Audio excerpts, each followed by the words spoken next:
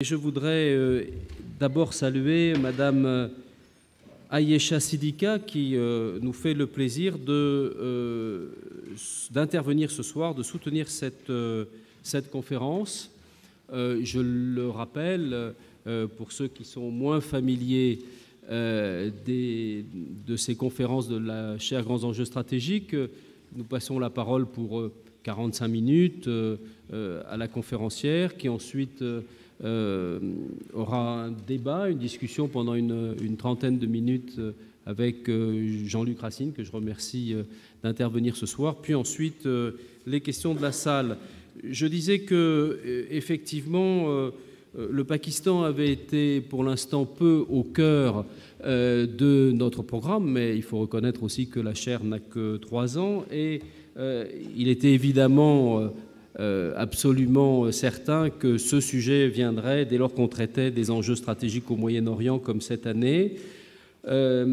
Madame Ayesha Sidika a décidé de nous proposer de traiter le Pakistan peut-il se permettre de perdre le Moyen-Orient. Ce pays, en effet, a un rôle incontournable dans la région, d'abord parce que c'est un pays de 200 millions d'habitants, parce que c'est un État nucléaire, parce qu'on sait qu'il est confronté, comme nous, à la problématique du terrorisme, de risque de déstabilisation dans certaines de ses frontières, qu'il a une politique internationale, qu'il a d'ailleurs amené récemment, encore dans la crise yéménite, à chercher à jouer une médiation, et que, évidemment, son rôle comme acteur régional doit se comparer au rôle d'autres grands pays, l'Inde, l'Iran. C'est sur tous ces sujets donc nous avons appelé Madame Ayesha Sidika à intervenir ce soir. Elle est ancienne directrice du programme de recherche navale de la marine pakistanaise. Elle a été boursière au Woodrow Wilson International Center et elle a été aussi au King's College, d'où elle est titulaire d'un doctorat, et elle a été, je crois, l'élève de Sir Lawrence Freedman, qui, vous le savez, a inauguré le premier cycle de cette chaire. Donc nous sommes à ce titre aussi très heureux de l'accueillir ce soir. Et puis pour discuter, quelqu'un que vous connaissez parce qu'il a déjà eu l'occasion d'intervenir l'année dernière, Jean-Luc Racine, directeur de recherche émérite au CNRS, chercheur senior de l'Asia Center. Vous le savez, il a travaillé beaucoup sur cette région qu'il connaît bien, la question de l'Inde, les problématiques des équilibres en Asie, plus récemment la problématique de la relation indo-pakistanaise et la politique régionale du Pakistan. Et vous le savez qu'il dirige bien évidemment l'annuaire Asie de la documentation française depuis 2013, et donc je lui laisserai la parole après l'intervention de Madame Sidika, à qui je cède maintenant la parole.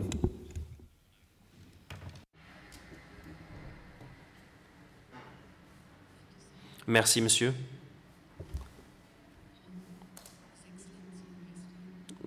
Votre Excellence, monsieur l'ambassadeur, professeur Gauthier, professeur Racine, mesdames, messieurs, en effet, je suis honoré et ravi d'être là. C'est la première fois que je viens à la Sorbonne, pas en France, mais je me sens privilégié à double titre que ce cycle de conférences ait été lancé par le professeur Lawrence Freedman, qui a été mon enseignant au King's College. Et en effet, c'est un grand homme.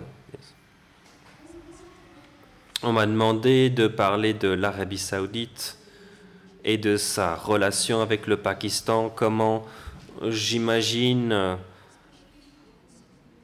qu'elle va évoluer, quels seront ses effets et les effets dans la région. L'enjeu principal que nous identifions actuellement est interne, bien que le point de vue officiel, depuis 1 an à peu près, l'État a minimisé la présence de Daesh. Toutefois, en Afghanistan et au Pakistan, ce sont 2 pays qui sont menacés par Daesh. Ça n'est pas aussi gigantesque comme enjeu qu'au Moyen-Orient. Toutefois, on en ressent la présence et il faut le combattre. J'aimerais commencer par énoncer certains arguments lorsque l'on parle du Moyen-Orient et du point de vue pakistanais sur le Moyen-Orient. Là, je fais référence principalement pendant ma communication au monde arabe. Et pour moi, le monde arabe, je le définis, enfin, je divise plutôt en deux catégories. Le Proche-Orient et le monde arabe plus lointain. Ça n'est pas une division géographique, il s'agit plutôt de division politique. Il y aurait plutôt des pays comme la Libye, l'Arabie Saoudite, les États arabes du Golfe Persique que j'inclus dans le monde arabe proche. Et puis il y a d'autres pays comme la Jordanie, la Syrie, le Yémen ou même l'Égypte qui sont, à mon sens, plutôt catégorisés comme le monde arabe plus distant. Ça n'est pas que le Pakistan n'a pas de relations avec ces pays, mais en ce qui concerne l'importance politique et les liens, l'évolution des relations entre les pays, c'est comme cela que je conçois ces catégories. Les 5 à 6 arguments que je souhaiterais énoncer, avant de commencer, j'aimerais tout d'abord vous faire part d'une évolution intéressante de ces 6 derniers mois environ. Le Pakistan refuse de se joindre à l'Arabie Saoudite pour faire la guerre de Riyad au Yémen. Ça n'a pas simplement été une surprise pour le monde extérieur, ça a été aussi une surprise pour beaucoup d'entre nous au Pakistan également. Nous pensions que idéologiquement, politiquement, économiquement, nous étions tellement liés à l'Arabie Saoudite qu'un tel refus était inconcevable. Que s'est-il donc passé? Pourquoi cette décision a-t-elle été prise? C'est là la question. Et puis, il faut voir ce que cela signifie pour la relation entre l'Arabie et le Pakistan. Est-ce une rupture? Est-ce un défi? Le Pakistan suit-il une nouvelle direction? Et quid des liens idéologiques? Vu la rhétorique que l'on entend constamment dans le pays venant de l'extérieur, depuis des décennies, l'Arabie Saoudite a effectivement eu des effets sur le tissu social du Pakistan en exportant son idéologie religieuse wahhabite. Et puis, d'un coup, le Pakistan refuse d'aller faire cette guerre en particulier, alors que, bon, je vous rappellerai qu'en 1969, c'était l'armée de l'air pakistanaise qui a fait voler des appareils saoudiens pendant sa guerre contre les rebelles qui venaient à l'époque du sud du Yémen. Quelque chose a-t-il changé donc, essentiellement au sein du Pakistan ou bien dans son contexte décisionnel ou dans sa relation avec l'Arabie? Les 5 à 6 suggestions que je vais faire et que je vais étayer pendant 45 minutes.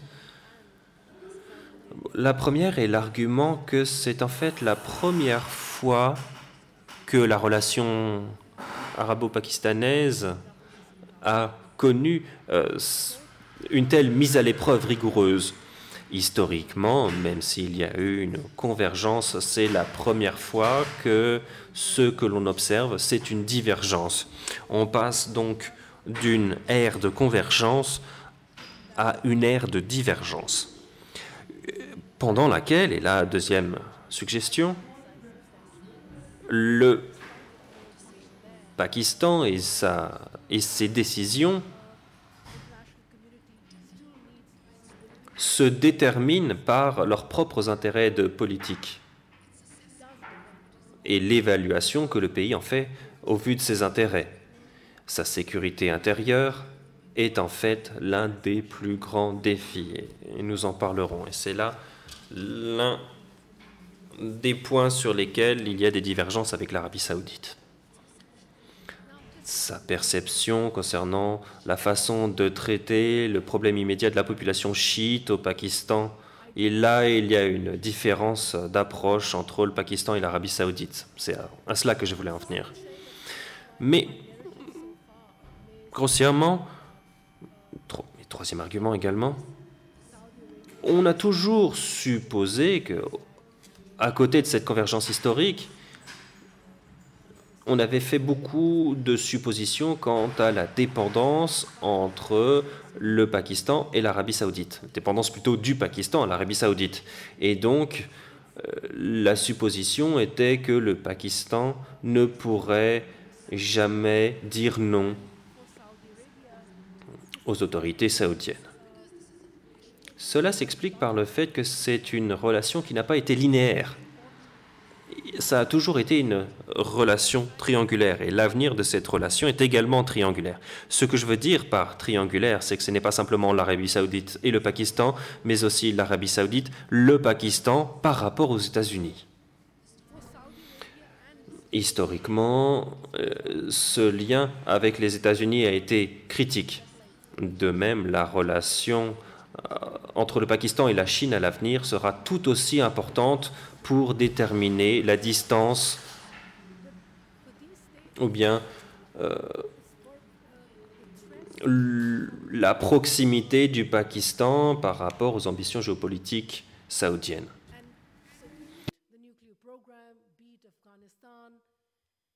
Et enfin, au-delà du rôle que joue la Chine, j'y reviendrai plus tard, l'Afghanistan et la politique en Afghanistan va là aussi être primordiale. Les ambitions du Pakistan et de l'Arabie saoudite vont probablement converger. Il s'agit de voir comment ces acteurs vont jouer un rôle, quelles décisions seront prises. Là, c'est quelque chose qu'il faudra surveiller de très près.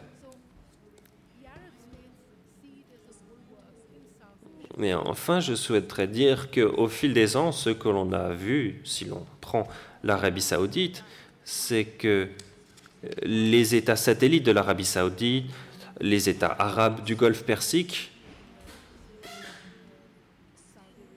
ont aussi commencé à développer leur influence et à développer leur propre réseau de clientélisme au Pakistan et de voir quels peuvent en être leurs effets.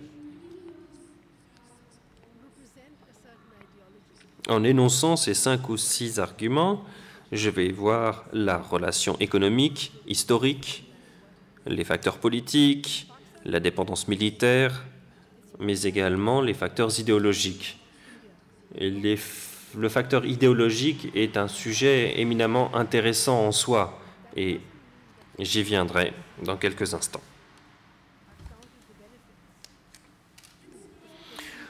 Commençons par la relation politique et économique entre l'Arabie saoudite, ou bien plutôt entre les États arabes proches et le Pakistan. On suppose qu'il existe une telle dépendance économique. Ces pays sont essentiels pour le Pakistan, économiquement parlant. En 2013-14, quand le gouvernement actuel du Pakistan, il a immédiatement obtenu un prêt de 1,5 milliard de dollars américains de la part de l'Arabie saoudite. C'était un prêt, c'était une assistance nécessaire pour équilibrer les comptes, et c'est ce que c'était. Et le Premier ministre actuel a été considéré comme vraiment l'homme de l'Arabie saoudite à Islamabad. C'était la perception. Mais si vous étudiez l'équilibre, c'est une aide que l'Arabie saoudite a apportée de tout temps au Pakistan, surtout pendant les années 70 et 80. Néanmoins, principalement, l'aide a commencé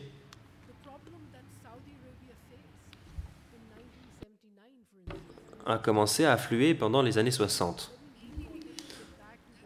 Surtout parce que c'est là que l'Arabie saoudite a commencé à obtenir beaucoup de fonds en découvrant la richesse pétrolière avec toutes ses ressources.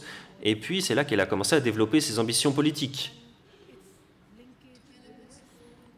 Développer son propre réseau de mécénat, pour ainsi dire. Et c'est là que l'Arabie saoudite, sous le roi Faisal, a décidé de construire ces liens. Il n'y avait pas simplement les ressources naturelles et puis les fonds apportés au Pakistan. Il y a aussi eu une amélioration des relations, surtout dans les années 70 et 80. Tout a été très politique et donc en 73, Zulfikar Ali Bhutto, le premier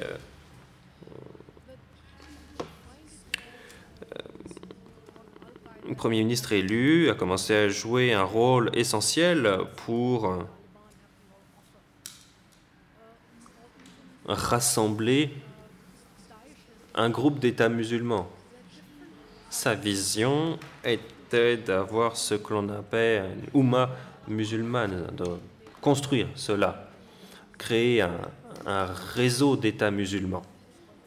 Et donc, en 73, il était évident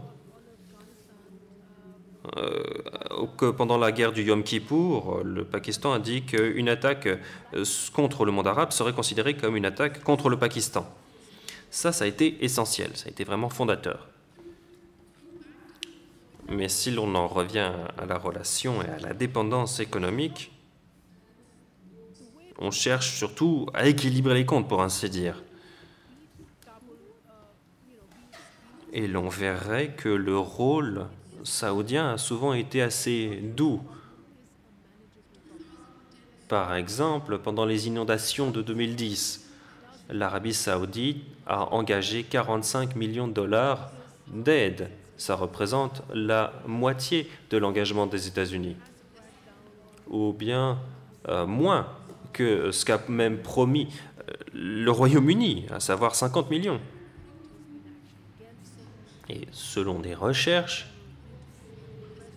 des estimations disponibles,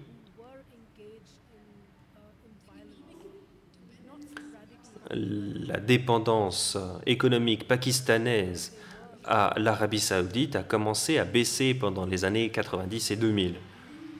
En fait, le rôle qu'a pu jouer l'Arabie saoudite économique, c'est surtout imposé pendant les années 70 et 80. Vu la politique qui s'est jouée entre le roi Faisal et Bhutto,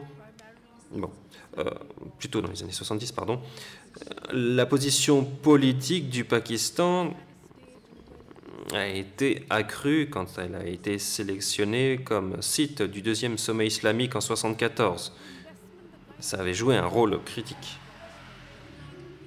Mais bon, les années 80, fin des années 70, années 80, c'était aussi l'époque où, militairement, le Pakistan avait acquis une certaine importance pour l'Arabie saoudite et un certain nombre d'États arabes. Et cela vient faire référence à l'aide militaire, à la prouesse militaire pakistanaise dans laquelle investissait l'Arabie saoudite. Là, je fais référence au programme nucléaire. Des pays comme la Libye, par exemple, ont joué un rôle, de même que l'Arabie saoudite, pour investir des ressources et tout autre type d'aide. Et plus tard, même en 88, en mai 88, en 1998, pardon, quand il y a eu le test, l'Arabie saoudite a promis 50 000 barils de jour de pétrole pour compenser les effets des sanctions américaines.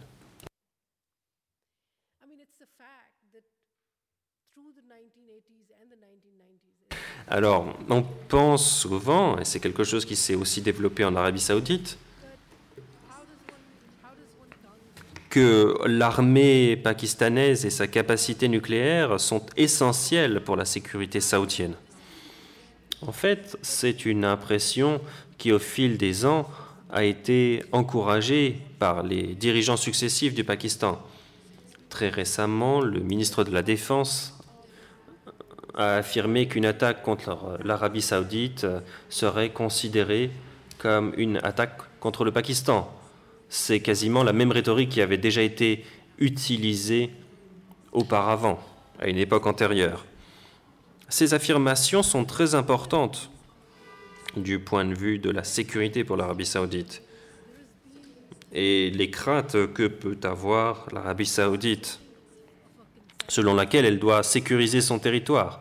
Il y a eu aussi une dépendance saoudienne envers le Pakistan et l'armée pakistanaise. Historiquement, ça a toujours été le cas.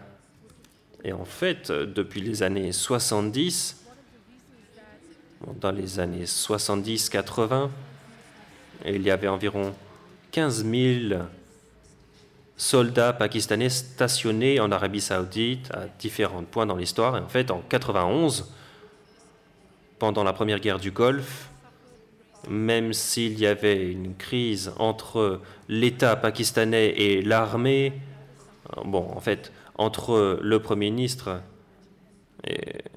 et le chef actuel des armées, quant au fait qu'il faudrait envoyer une mission américaine pour sécuriser le Koweït, eh bien, il a été décidé d'envoyer 13 000 soldats et environ 6 000 conseillers militaires stationnés en Arabie saoudite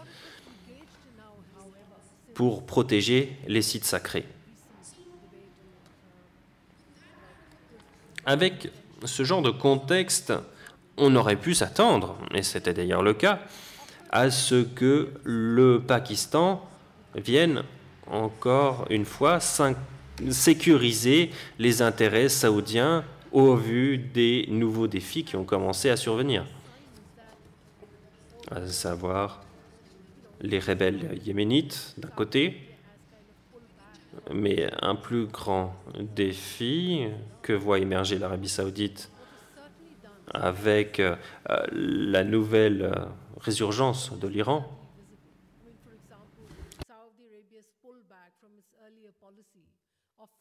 Je vais revenir à la question des rebelles au Yémen.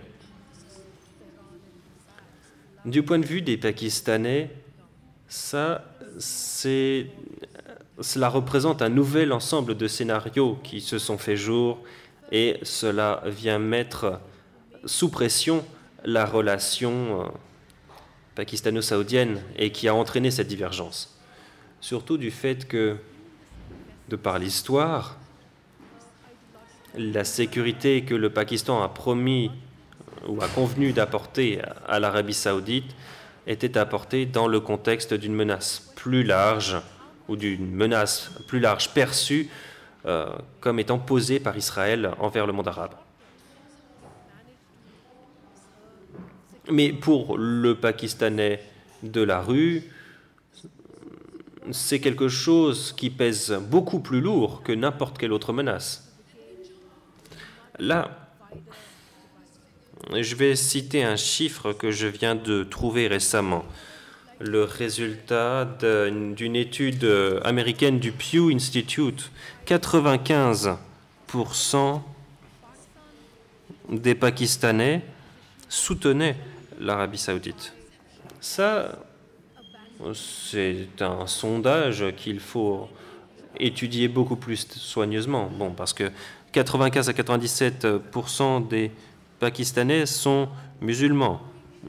Et donc, l'Arabie saoudite, ça n'est pas simplement un État. Son importance vient du fait que c'est là que l'on retrouve les sites sacrés les plus importants de la religion. Et donc, si un sondage vient dire que 95% de la population soutient l'Arabie saoudite,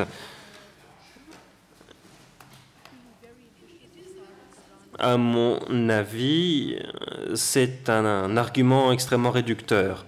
Cela ne fait pas ressortir les points sous-jacents, même les points de perception qui montrent vraiment là où s'arrête cette importance, pour savoir si le Pakistanais de la rue soutiendrait son gouvernement s'il mettait à mal la sécurité du Pakistan pour aller soutenir l'Arabie saoudite. Là, je pense qu'il y aurait pas mal de gens qui s'opposeraient à cela. Mais il y a un point sur lequel les Pakistanais ou bien les musulmans dans beaucoup de pays autour duquel ils s'uniraient, c'est la menace perçue posée par Israël pour le monde musulman ou le monde arabe. C'est un mythe qui, au-delà des réalités, c'est un mythe qui s'est développé, s'est accumulé au fil des ans. Il s'agit donc de quelque chose que le Pakistan avait probablement convenu de défendre l'Arabie saoudite. Mais si vous prenez les stratèges nucléaires ou bien des gens comme Francis Barnaby, son argument pendant les années 80, bon, il a fait une évaluation au vu du programme nucléaire pakistanais et lui pensait que, en fait, la menace que représentaient les armes nucléaires pakistanais pour Israël était très limitée. Ce que j'avance ici, c'est que le Pakistan peut avoir, apportant cette confiance délibérément ou pas à l'Arabie saoudite, qu'il utiliserait ces «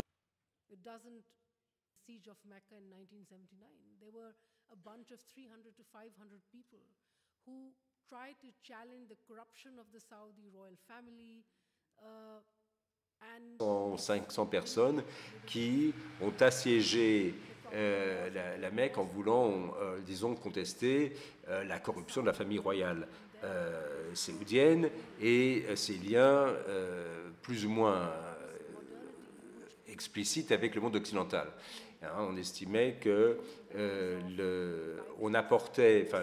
la famille royale saoudienne apportait à la société saoudienne une certaine modernité, mais aux yeux alors on va les appeler les intégristes ou ceux qui voulaient faire renaître l'islam de l'âge d'or, eh bien ce modernisme en quelque sorte compromettait les vraies valeurs islamiques. Bon. Alors c'était peut-être un point de vue idéologique qui les poussait, mais enfin il faut voir qu'en 1979 vous aviez une véritable présence, un affrontement quasi militaire.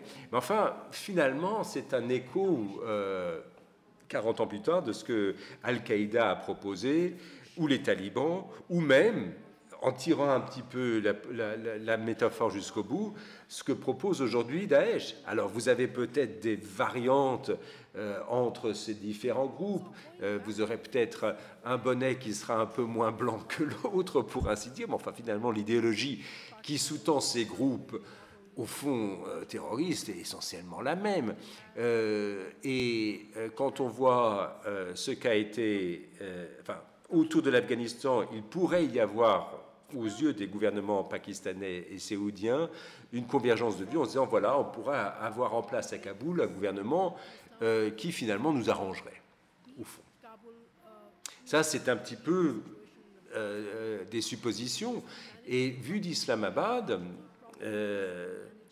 imaginons que la situation évolue dans ce sens en Afghanistan, on en reste finalement à un problème idéologique qui est gérable. Enfin, c'est ce qu'estime l'État pakistanais. Alors, ce problème paraît gérable, pourquoi? Parce que depuis décembre 2014, date de cet attentat qui restera dans l'histoire de l'infamie, il y a eu une véritable répression contre ce qu'on pourrait appeler les talibans les plus extrêmes, ceux qui finalement se livraient à des actions violentes, pas de manière, disons,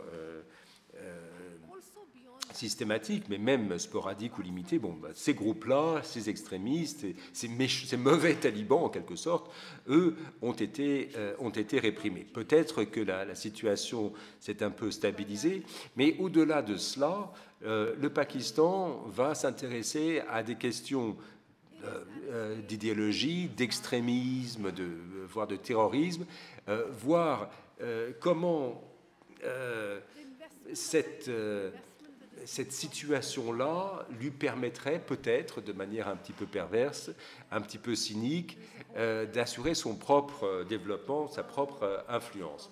Alors, replaçons cela dans un contexte un peu plus large. Les relations avec la Chine, on nous dit que de grands projets pourraient être financés. On parle de 46 milliards de dollars pour reconstruire l'infrastructure routière. Enfin bon, il y a une espèce de renaissance qui se profile à travers des alliances, notamment avec la Chine. Alors, la Chine est prête à investir en contrepartie précisément de la sécurité au Pakistan. De stabilité de la région est essentielle pour elle. Et donc, là, il y a un calcul précis à faire pour le Pakistan. Est-ce que le Pakistan peut se permettre de suivre ou même d'encourager finalement une certaine politique idéologique, même alignée sur certains États amis, si ceci est susceptible de compromettre son avenir à plus long terme? Je parle justement de la relation avec la Chine. Elle doit quand même ménager la chèvre et le chou. Dans les années 80 et surtout 90, encore une fois, il y avait cette influence arabe sur le Pakistan, c'est vrai, mais cette influence a eu des conséquences peut-être néfastes. Et comment contrer ces débordements? Alors, il y a des réponses immédiates à court terme, bien sûr, mais à plus long terme, ce que le Pakistan peut se dire, c'est qu'au fond, elle pourrait changer carrément son fusil d'épaule, changer de cap. Et c'est un petit peu là que se pose la question des relations entre le Pakistan et le reste du monde.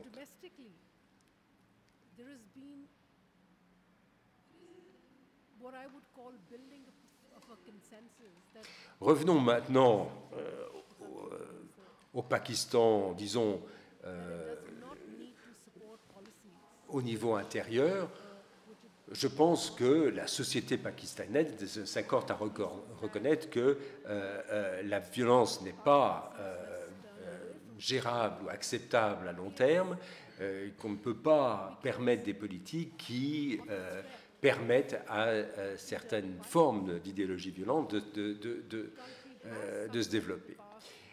Et bien justement là, les liens avec l'Arabie saoudite se sont distendus précisément parce qu'on a pu penser que ces relations, disons, sulfureuses avec l'Arabie saoudite ont pu permettre justement ces débordements qui se sont fait sortir à la fin des années 90, au début des années 2000.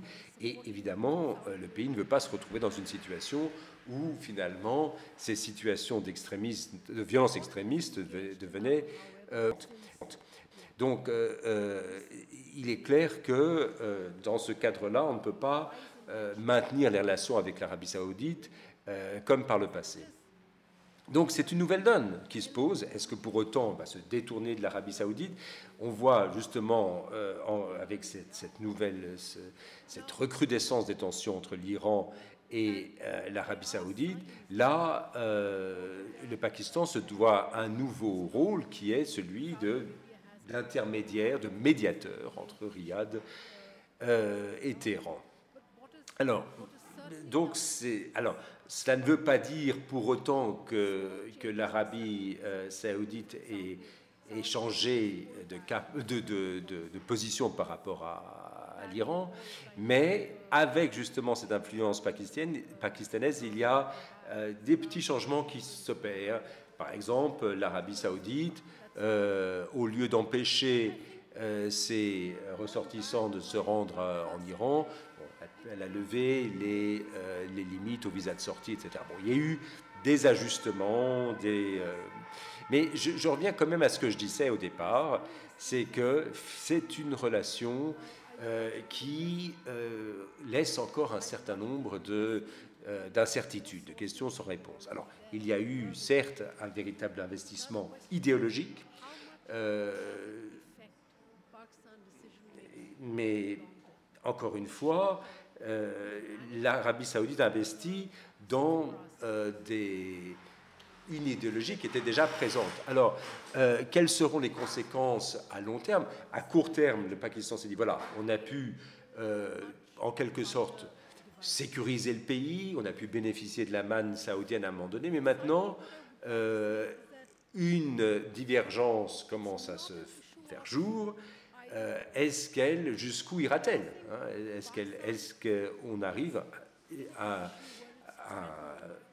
un changement total de cap ou à un aménagement? En fait, la question ne se pose pas en ces termes de l'un ou l'autre. On n'est pas dans une situation où le Pakistan s'interroge sur le choix cornélien entre abandonner l'Iran ou abandonner l'Arabie saoudite. En fait, non. Le Pakistan a besoin en fait des deux pays. Avec l'Iran en 2013, il y a eu un accord, un protocole d'accord entre l'Iran et le Pakistan pour la construction d'un oléoduc. Et puis par rapport aux États-Unis, il faut voir que justement la relation entre les États-Unis et l'Iran s'améliore, la levée des sanctions sur le nucléaire. La situation s'ouvre un petit peu et le fait d'avoir un blocage total avec l'Iran, évidemment, entraînerait des coûts insupportables pour le Pakistan. Alors, ça ne veut pas dire que le Pakistan donnera carte blanche à l'Iran. Et c'est là que l'Afghanistan reprend son rôle important. Pourquoi? Parce que, et là on va le voir dans les années à venir, hein, c'est que l'Afghanistan, avec ses velléités, disons, géopolitiques, va vouloir essayer de constituer une espèce d'axe avec le Pakistan et l'Arabie saoudite. Mais la relation triangulaire qui est celle des trois États, Pakistan, Iran et Afghanistan, va de toute façon changer de nature. Hein. Les tensions ne seront pas les mêmes ou les conflits ne seront pas les mêmes. Parce que ce qui se passe, enfin, en parallèle, on voit que la carte géopolitique est en train de changer. Vous avez de nouveaux acteurs avec de nouvelles attentes, une nouvelle donne. Et les relations ne sont plus les mêmes. Les enjeux ne sont plus les mêmes, les relations ne sont plus les mêmes. L'un des nouveaux enjeux, justement, c'est de nettoyer la région des forces extrémistes, en tout cas des mouvements terroristes qui commencent à faire rage. Vous avez des groupes terroristes qui sont en Pakistan ou en Afghanistan qui rejoignent des forces extrémistes comme Daesh parce que frustrés, parce que mécontents. Mais enfin, c'est une menace qui est immédiate, elle n'est pas à long terme ou même à moyen terme. Et si l'Afghanistan et le Pakistan arrivent à conjuguer leurs efforts, je pense qu'effectivement, ce problème-là, il est gérable. Autrement dit, ce n'est pas un problème sur le long terme, et ce pour différentes raisons. Hein. D'abord parce que Daesh en soi est plutôt un phénomène du Moyen-Orient que de l'Asie du Sud. Hein. Donc il y a, disons, on se trouve dans une situation où Daesh aurait du mal à se positionner dans la société pakistanaise ou dans le sous-continent indien. Donc, pour le Pakistan, le Moyen-Orient est important parce qu'il, quand même, il est un des piliers de sa propre identité. Hein, il faut voir que le Pakistan, historiquement, s'est présenté comme un État plutôt tourné vers le Moyen-Orient que vers l'Asie. Et cette dimension-là sera toujours présente. Pour autant, dans les années à venir, il me semble qu'il est dans l'intérêt du Pakistan de voir, enfin, ce sera le Pakistan qui verra s'il est dans son intérêt de se tourner plutôt vers un État du Moyen-Orient qu'un autre. Je vous remercie.